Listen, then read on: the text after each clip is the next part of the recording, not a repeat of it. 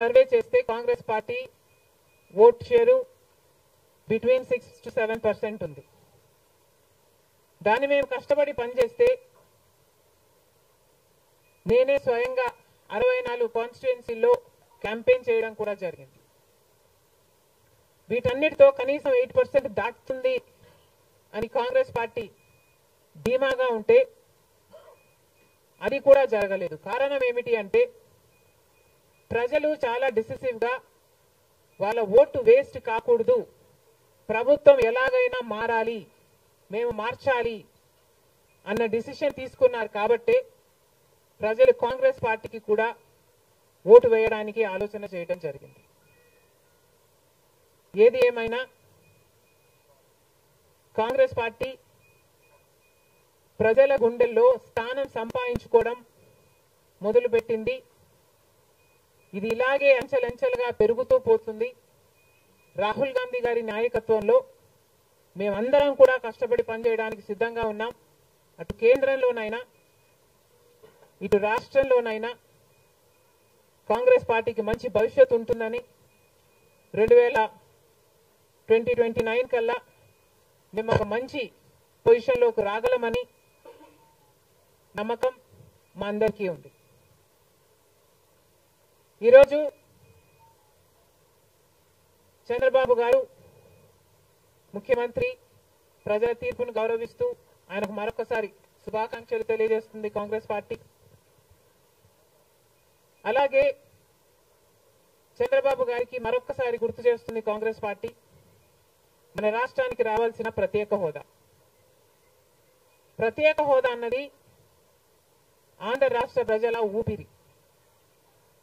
10 సంవత్సరాలుగా మోడీ గారు BJP party ప్రత్యేక హోదా విషయంలో ఆంధ్ర రాష్ట్రాన్ని ఆంధ్ర ప్రజలను మోసమే చేశారు.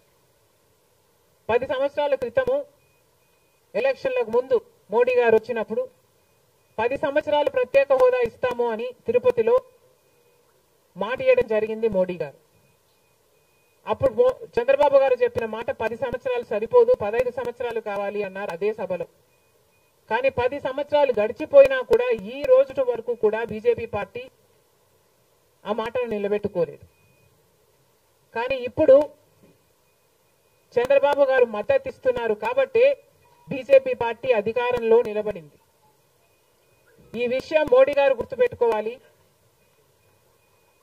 ఎందుకంటే ఈరోజు ఆంధ్ర రాష్ట్ర ప్రజల ఎన్నుకున్న ఎంపీలు కనుక బీజేపీ పార్టీకి చంద్రబాబు గారు మద్దతు ఇవ్వకపోయి ఉంటే అసలు బీజేపీ పార్టీ అధికారంలో ఉండే ప్రసక్తే లేదు. ఈరోజు బీజేపీ పార్టీ అధికారంలో ఉంది అంటే దానికి కారణం ఆంధ్ర రాష్ట్ర ప్రజలు అని మోడీ ఇప్పటికైనా గమనించాలి. చంద్రబాబు గారికి మరొకసారి గుర్తు చేస్తున్నాం. చంద్రబాబు గారు బీజేపీ పార్టీతో ఎలక్షన్లకు ముందు పొత్తు పెట్టుకుంటున్నప్పుడే కాంగ్రెస్ పార్టీ పదే పదే చెప్పడం జరిగింది, ఒక్క మాట అయినా తీసుకోకుండా, కండిషనల్ సపోర్ట్ అయినా మీరు ఎక్స్టెండ్ చేయకుండా, మీరు బేషరతుగా స్పెషల్ స్టేటస్ అన్న కండిషన్ పెట్టకుండానే మీరు బీజేపీ పార్టీకి ఎందుకు అలయన్స్ పెట్టుకున్నారు చంద్రబాబు గారు అని అప్పుడు ప్రశ్నించడం జరిగింది. ఇప్పుడు మళ్ళీ బీజేపీ పార్టీ చంద్రబాబు గారిని డిమాండ్ చేస్తుంది. ఇప్పుడు మళ్ళీ కాంగ్రెస్ పార్టీ చంద్రబాబు గారిని డిమాండ్ చేస్తుంది. బికాస్ మీరు ఇచ్చిన ఎంపీల వల్ల ఆంధ్ర రాష్ట్ర ప్రజలు ఎన్నికైన ఎంపీలను మీరు బీజేపీ పార్టీకి ఇచ్చారు కాబట్టి ఈరోజు బీజేపీ పార్టీ అధికారంలో ఉంది. కాబట్టి చంద్రబాబు గారు ఈ విషయాన్ని గుర్తుపెట్టుకొని ఇప్పటికైనా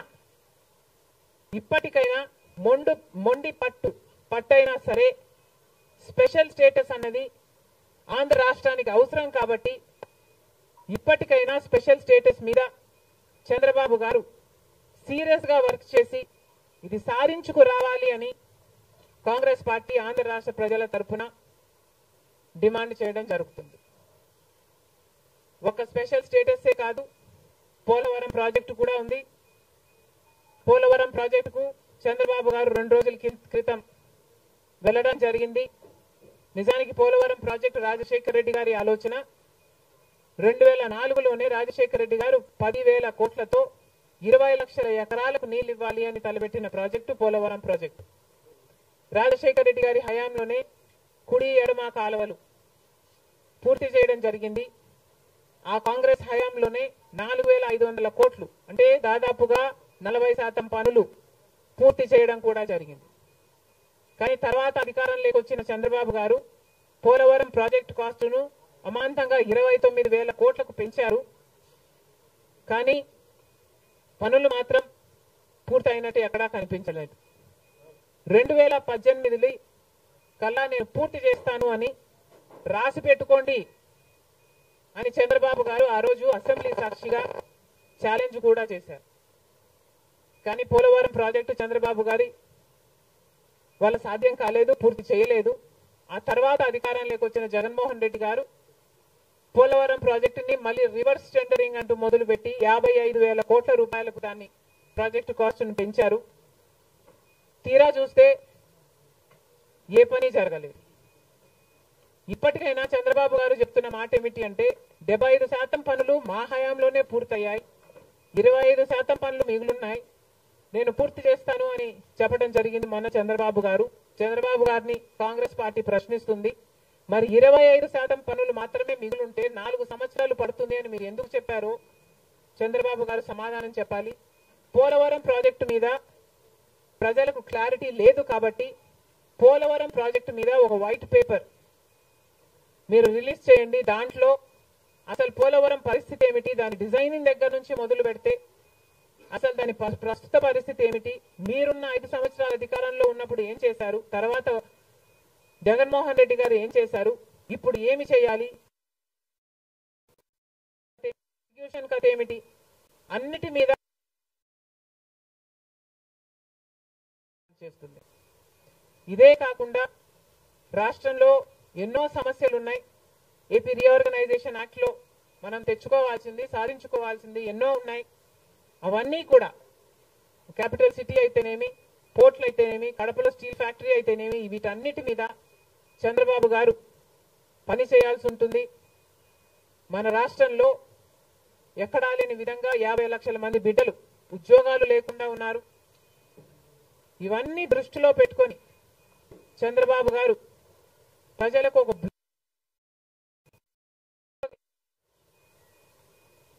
బాగుంటుందని కాంగ్రెస్ పార్టీ భావిస్తుంది. ఇదే కాకుండా చంద్రబాబు గారు సూపర్ 6